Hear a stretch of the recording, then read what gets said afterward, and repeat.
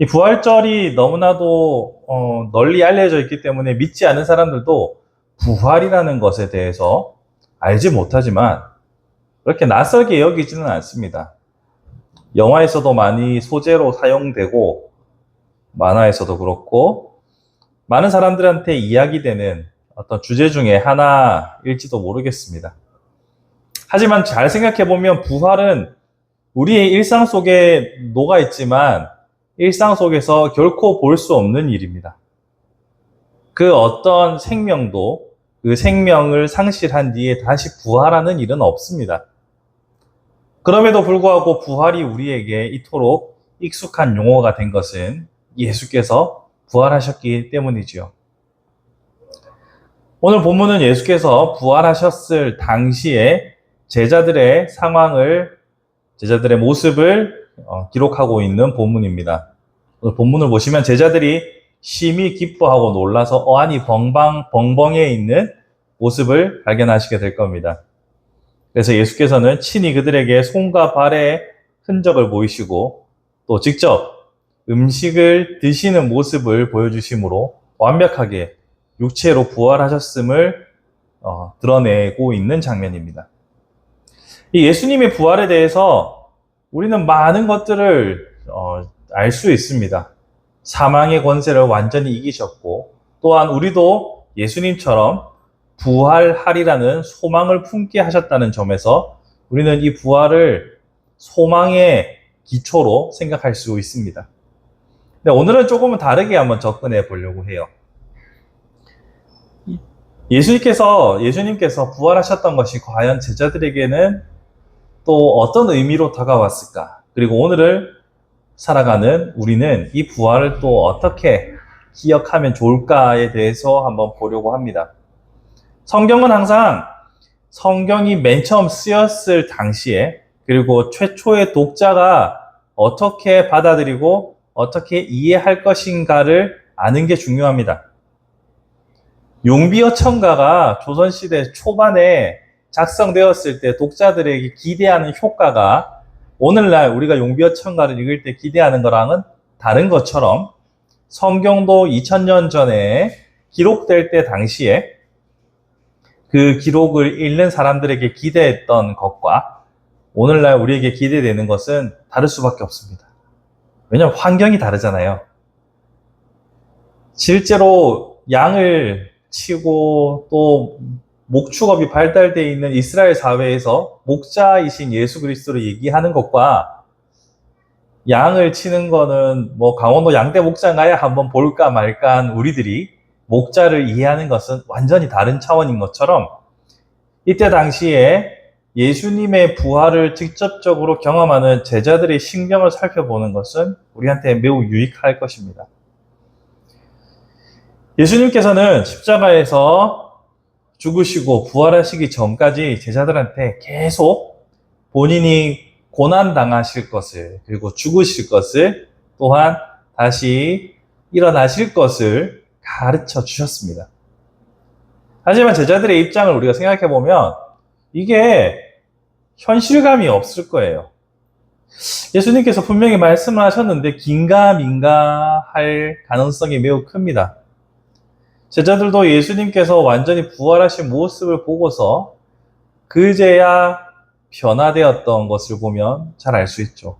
또한 예수님께서 죽으셨던 날 밤부터 많은 제자들의 이탈이 있었고요. 숨어 지내고 베드로는 부인하기도 했습니다. 물론 그 가르침을 같이 들었던 가룟 유다는 예수님을 팔기까지 했고요. 이런 상황을 생각해 보면 예수님의 부활은 제자들에게는 현실적인 해답이었습니다. 우리는 예수님의 부활이 믿어지고 또 과거의 일이고 그 기초가 있기 때문에 오늘날 우리가 생각하는 모든 실망과 좌절이 찾아온다 할지라도 이겨낼 힘이 있습니다만 제자들의 입장에서는 자신들이 따랐던 스승이 십자가에서 죽으셨기 때문에 완전한 절망과 완전한 끝을 경험할 수밖에 없었습니다.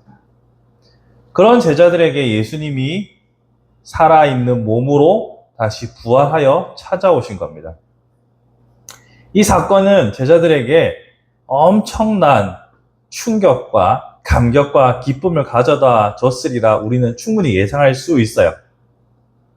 진짜로 예수님이 부활을 가르치시고 예수께서 영원한 생명을 말씀하셨다고 한들 자신들 앞에서 예수께서 죽으셨으니 이 모든 것이 무슨 의미가 있나라는 염세로 빠지는 것은 매우 타당한 일입니다.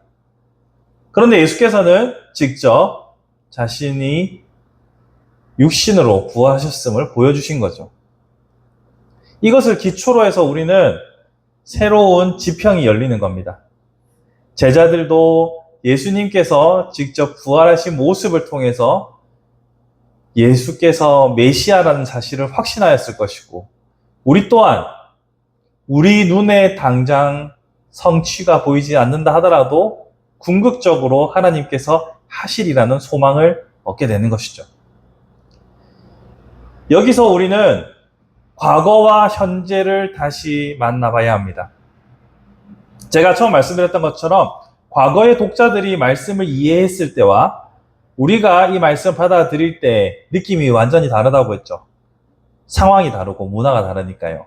마찬가지로 이때 당시에 예수의 부활이 제자들에게 느껴지는 바와 오늘날 우리가 받아들이는 바에 차이가 있을 수 있습니다.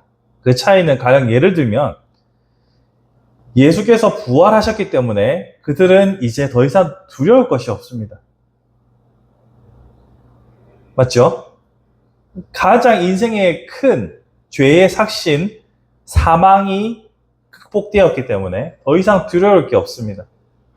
그리고 예수께서 그들과 함께 있었기 때문에 어지간한 일들은 거의 다 즉각적으로 결과를 받아냈습니다.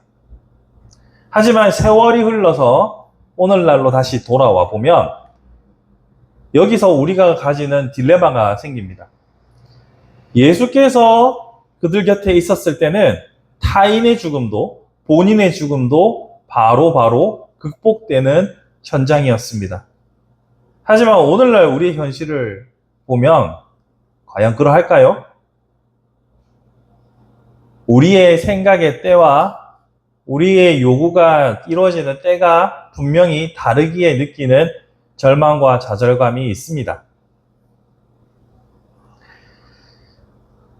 예수께서 죽음을 당장 이기시고 그들 앞에 보이셨던 것처럼 우리의 궁극적인 문제든지 현실적인 문제든지 우리가 갖고 있는 모든 어려움들이 당장 그 손을 펼쳐 보시는 것처럼 예수께서 해결해 주셨으면 하는 바람들이 우리에게는 누구나 다 있습니다. 하지만 그렇진 않잖아요. 하지만 그 응답이 때로는 영원히 이 땅에 살아가는 동안에는 해답을 얻지 못하고 세상을 떠나는 경우도 있잖아요. 이 거리, 이 괴리를 어떻게 해결할 것인가 부활절 아침에 우리는 다시 한번 생각해 보는 것도 유익하다고 생각합니다. 예수께서 이들에게 부활로 직접 즉각적으로 자신을 보여주셔야 하는 것은 그때의 필요가 또한 있는 것이겠죠. 예수님이 모든 새로운 시작이요 끝이었는데 그 예수께서 십자가에서 죽음으로 끝난다면 더 이상 기독교가 진전될 수 있는 가능성은 없었겠죠. 그런 의미에서 예수께서 부활로 그들에게 응답하신 것은 그거 직접 눈에 보이는 소망을 보이셨던 것은 그때의 필요한 방식이었습니다. 하지만 예수께서는 그와 같은 방식으로 오늘날 계속해서 행하시지는 않아요. 오늘 우리가 필요하다고 해서 우리가 갈급하다고 해서 그와 같이 즉각적으로 현현하는 방식으로 우리에게 하지 않으신다는 거죠.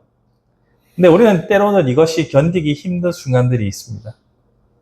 때로는 즉각적으로 반응하시지 않음에 너무나 괴롭고 슬퍼하며 좌절하기도 합니다. 허나 예수께서 성경에서 나타나고 있는 모든 사건들은 단회적이고 그것이 우리에게 상징이 된다는 것을 우리는 기억했으면 좋겠습니다. 만나가 성경에서 반복되지 않고요. 홍해가 성경에서 반복되지 않습니다. 애굽에서의 10가지 재앙이 성경에서 반복되지 않고요. 하늘로 들려 올라가는 엘리야의 모습도 성경에서 반복되지 않습니다. 이 말은 무엇을 말하냐면 우리에게 성경에서 나타난 그대로 우리의 삶에서 나타나기를 기대하기를 그만둬야 한다는 겁니다. 이걸 조금 낮게 부르면 소원 성취적 신앙생활을 그쳐야 합니다. 대신 성경이 단회적으로 보여주었던 방식을 통해서 하나님이 어떤 분인지를 알기를 원하십니다. 예수께서도 내가 보는 고로 믿느냐 보지 않고 믿는 것이 복되다라고 말씀하시죠. 즉 눈에 보이는 방식으로 소망을 품는 것이 아니라 알려주셨던 방식으로 그분을 이해함으로 믿는 것을 원하시는 거죠. 사람의 관계도 그렇습니다. 누군가와의 깊은 관계가 있을 때에는 꼭 눈으로 증명하는 것만으로 이루어지는 것은 아닙니다. 몇 번의 증명이 있고 난 후에는 그 사람 자체를 믿어주는 것, 이것을 우리는 진정한 신뢰라고 하죠. 하나님과의 관계에서도 믿음도 그렇습니다. 꼭 눈에 보이는 결과치를 손에 얻어야만 우리가 믿는다라고 하면 그것은 신용관계이지 사랑의 관계가 아닙니다. 그런 의미에서 오늘 부활절 아침 그 제자들에게 예수의 부활이 얼마나 감동적이고 극적이었을까를 생각함과 동시에 오늘 우리가 생각할 것은 우리가 기대하는 바 혹은 우리가 성경에서 보았던 바대로 우리의 소원이 이루어지지 않는다고 하여 낭만하지 않아야 할 것입니다. 다만 부활을 통해서 우리에게 소망을 주신 그분의 마음을 기억하여서 그분의 뜻을 기억하여서 늘 소망을 품고 살아가는 용기를 잃지 않는 것이 중요합니다.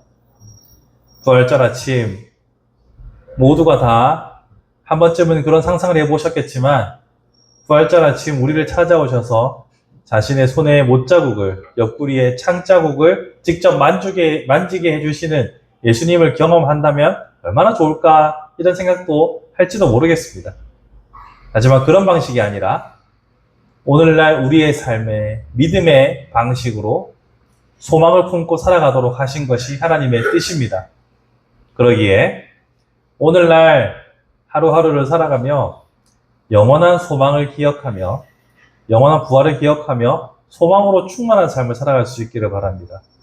당장 우리의 소원이 우리의 원하는 바가 뜻하는 바가 이루어지지 않는다고 하여 낭망하는 것이 아니라 가장 궁극적인 죽음을 이기신 그분을 기억하며 또 어떤 방식으로 어떤 방법으로 나와 함께 하시며 나를 도우실까 기대가 가득한 소망의 부활절 아침이 되었으면 좋겠습니다.